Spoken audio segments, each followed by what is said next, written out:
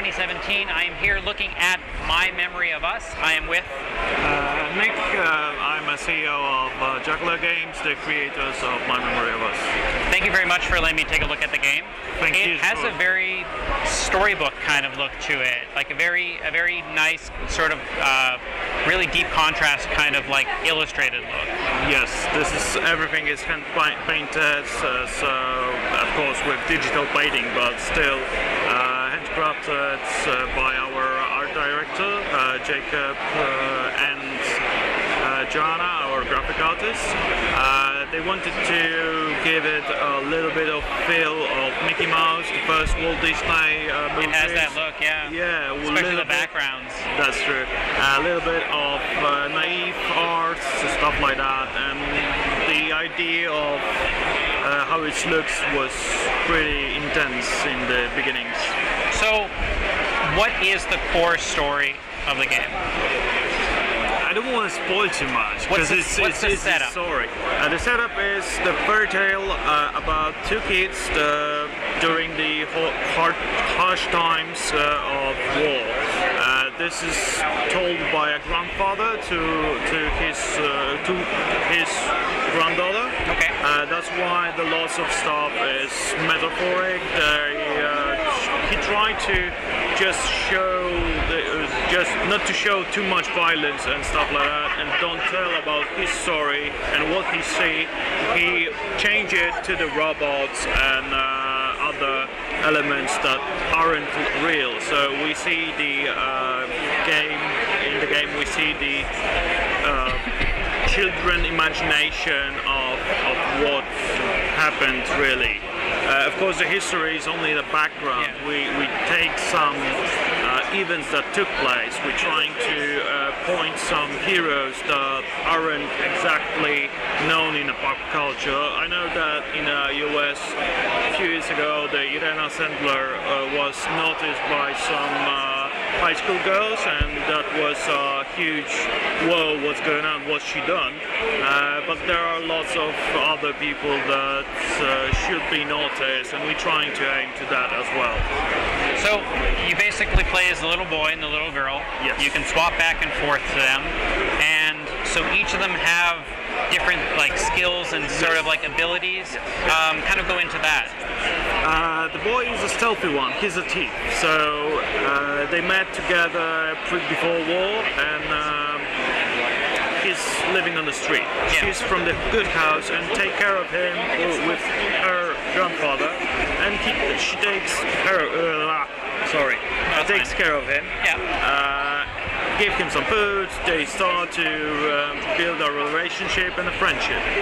So when the evil robots come and separate the guys, he decides to go after her behind the wall and stay with them.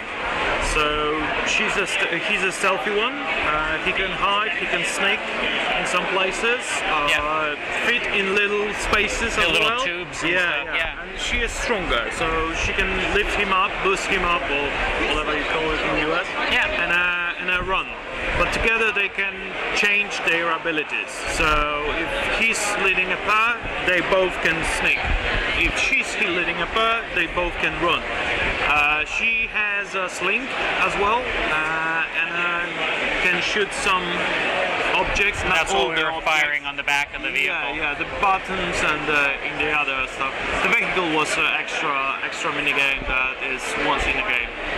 And he has a little mirror that he sometimes, when the light just condenses in some places, he can blind the enemies or other people in the levels. And there was a section we were kind of moving through, like almost like a factory, where you were controlling like power and having to maneuver around. So with kind of finding paths to kind of get through these guards that have like sort of like a line of sight, what other kind of puzzles are you looking to implement? You know, for now we have at least 12 puzzles in 12 levels. Every level has its own puzzle. Okay. But in the previous level that we showed on Pax West, there were two or three riddles. The first one was with connecting the wires pretty old school stuff, but still gives you some imagination of what's going on. The other one was similar to that, but not with routes, with soldiers walking around and just taking them down with elevators. There will be some riddles from logics games, like putting the triangles in the proper order or something like that. There are some to open the locks or something like that. So we try to connect the mini games with something that you need to unlock and stuff like that. Or we try to use it as an environmental riddles with moving objects on the screen. The main goal is to show the history only with the screen, not the voiceover. We don't need the voiceover. The voiceover will be on the cutscenes between the levels, just to give you better feedback about the history between the levels itself. Yeah, the mini games are actually kind of fun, riding on the back of the bike. And then you have like that 3-lane kind of thing. Just kind of almost reminded me of like Sonic moving back and forth on the lanes. So there was one that was actually nice, and I commented on it. It was like that tree that was standing up. Then you swear it's laying down, and I'm like, I'm done. And then I went right past it. So what other kind of mini games are we looking at as well, like in that variety? This is one of the mini games. The second one is a little similar that I know already is existing. I don't know if there will be lots of mini games like this or other, but we're trying to have some balance between the stealth, riddles, and mini games that engage you a bit with a bit of timing and arcade. So we rather don't want it to be the game to be the arcade type. Rather, arcade is extra. So, like exotic gameplay on the. What kind of length are you looking at the game to kind of have? Like, how long would the game roughly be? This should be from 4 to 6 hours. It depends on the player, to be honest. For us as a developers, we exactly know what we're doing. The levels that we already have, and it's half of it, is like nearly 2 hours. So for a person who don't know how to solve the riddles and stuff like that, it will be probably 4. Something like that. All 3, but it depends on the player. And there's a lot of like the game that, at least from what I'm seeing, like there's not a lot of visual indicators on what to do, so there is that little exploration, like sort of like experimenting on kind of what to do, you know, everything from climbing up the ladder to like knocking the little guy, like the little red pail onto the guy's head. Like there's a lot of, even going into the computer there and activating that switch, there's a lot of like stuff that you kind of have to experiment and try out. That's right. We're trying to do that way because it's rather the hardcore, old school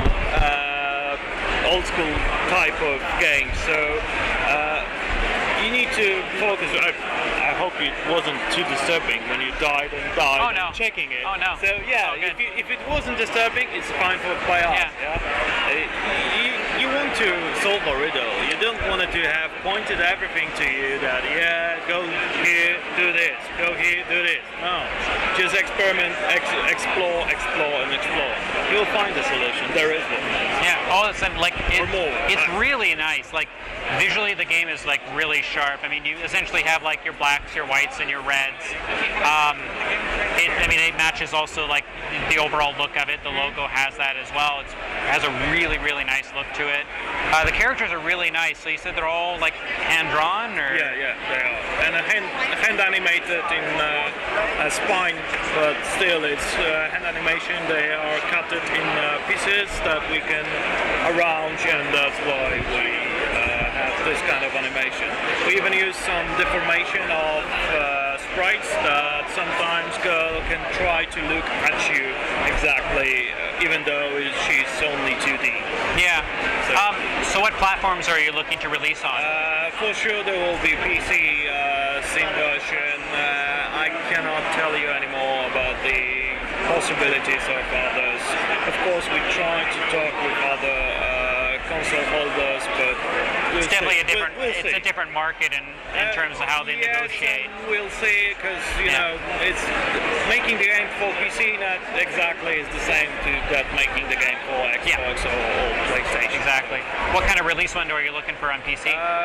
First or beginning of second quarter next year. That's for sure. We're still in alpha version. We have half of the content already done, but we know that we need to test, so we need to finish the other half of the content and start testing. So the release probably will be on the end of first quarter or beginning of the second one. Okay. All right. Well, I wish you luck on the launch. Thank you very much. Thank you.